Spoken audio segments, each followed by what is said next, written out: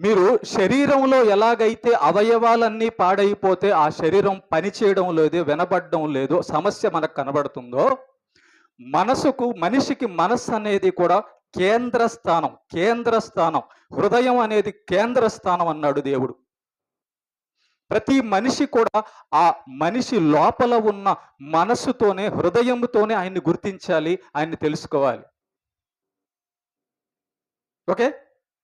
కనుక ఈరోజు మీకు పరలోకాన్ని గురించి విన్న మనిషిని, పరలోకాన్ని చూచిన మనిషిని పరిచయం చేస్తాను. మరి పరలోకం అంటే ఆయనకొక్కడికే వినబడిందా? పరలోకం ఆయనకొక్కడికే కనబడిందా? మనకెందుకు పరలోక స్వరం వినబడడం లేదు? మనం ఎందుకు పరలోకాన్ని చూడలేకపోతున్నాము? ఒకవేళ మన చెవులు పాడైపోయి ఉన్నాయేమో. ఒకవేళ మన కళ్ళు గుడ్డిదైపోయిందేమో. ఒకవేళ మన మనస్సు గ్రహించలేని స్థితిలో ఉందేమో.